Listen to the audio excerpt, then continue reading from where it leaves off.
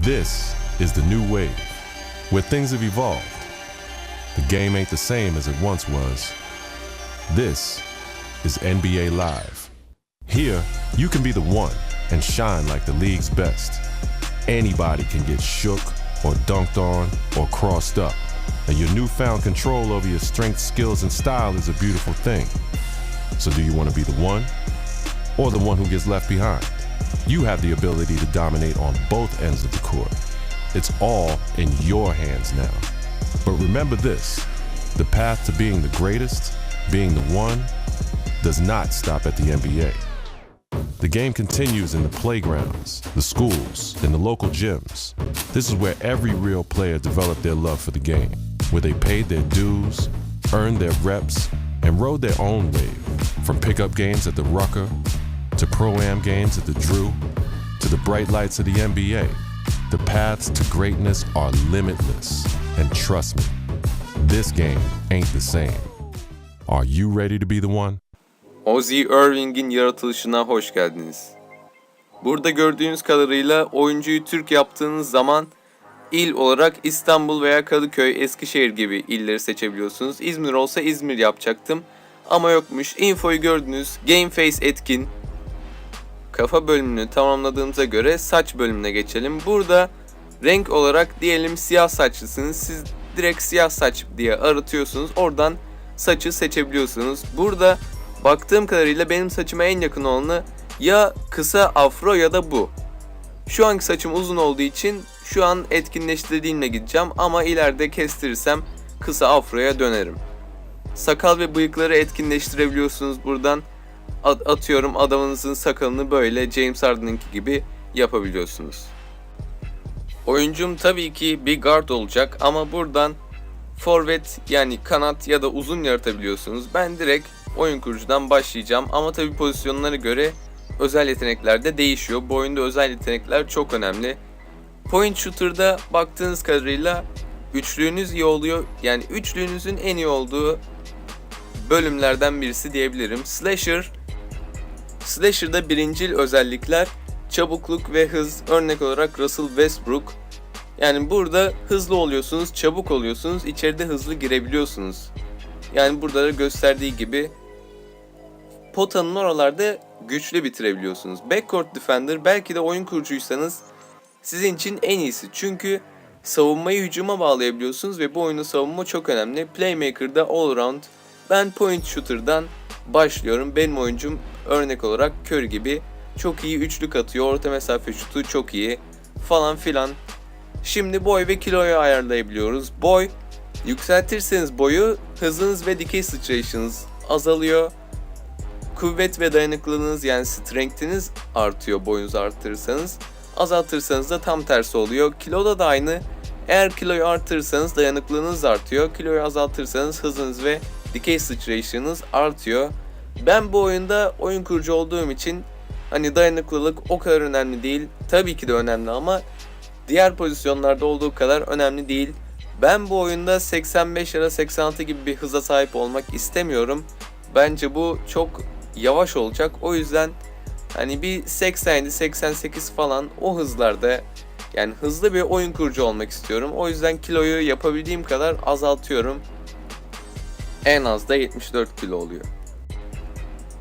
Ve guard olarak point shooter pozisyonunda 1.87 boyunda ve 74 kilo ağırlığında Ozzy Irving kariyerine başlıyor.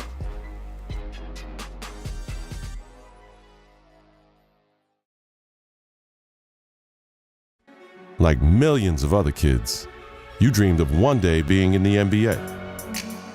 You wanted to be a star. And someday, to rise above and become the greatest to ever play. You dreamed of being the one. But the road to stardom is never easy. There are obstacles, injuries, and disappointments. Adversity is universal. It can happen to anyone at any time. And one day, it happened to you. You went from being a guaranteed lottery pick to a kid who may never even play college ball again.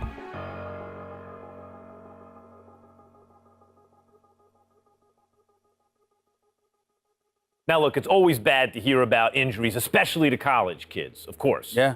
But Stephen A. Smith, this one is particularly disheartening because we are 2 weeks into the season and one of the top NBA prospects in the country goes down potentially with a season-ending injury, a knee injury. That's a killer. I couldn't agree more. When I heard he was carried off the floor today, all you can do is find yourself hoping that he'll make it back. That's the bottom line. But my heart goes out to him because I didn't expect this. This is a devastating injury. It's never good to have something like this happen to you. The teen doctor broke the news. Torn ACL, sprained MCL, and a torn meniscus.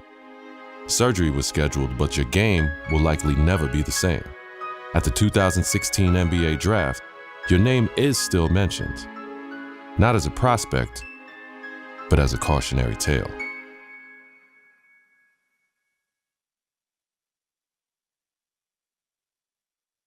Now, there's another huge story in this year's draft. A record number of underclassmen, 30 of them, undrafted. And I hope, anyway, that this is a lesson, this serves as an example to college players. I'm not talking about the ones who are genuinely one and dones, the guys you know are going to be lottery picks. I mean the rest of them. They're not sure shots. You're not sure they're going to be lottery picks.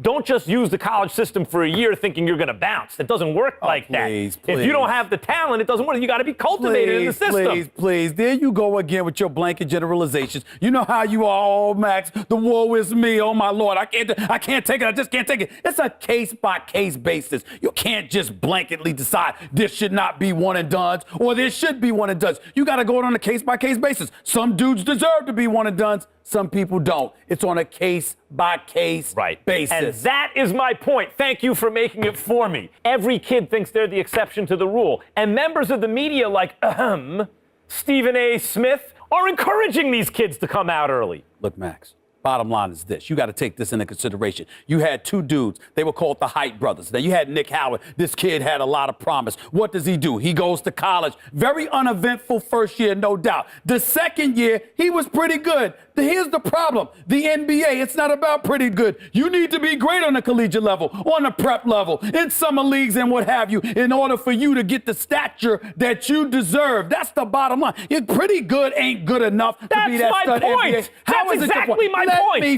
Let me finish. There's another example. I did say the Height brothers. I wasn't talking about one individual. I was talking about two. What happens? One and done in a different way. 1 year, one ACL injury later, and look where he's at now. His future is clearly uncertain. So you got to take advantage of that opportunity because you never know when an injury is going to cost you everything. Stephen A., listen to yourself. Let's listen to yourself for a second. You give one argument for why a kid should come out early, a one-and-done situation. I can give you 30 arguments this morning alone why they should stay in school. And now you have to wonder what a kid like Nick Howard, who has given up his college eligibility, does next. What does he do next? First of all, don't sweat the technique. The argument, or one argument, as long as it's strong enough, that's all that matters. That's number one. Number two, the Height brothers was something special. What they really need to do. I'm going to tell you what they need to do, Max. They need to get back to playing together. My sources are telling me the ACL injury has been completely healed. So go on a pro-am circuit. Go in summer leagues. Do what you got to do to get back on the court together to remind everybody of what you once were. Because once you pull that off, the sky's the limit. That's what they need to do. Get back to playing ball together, because when people see what you can do as one, the other arguments don't really matter. Like I said, don't sweat the technique.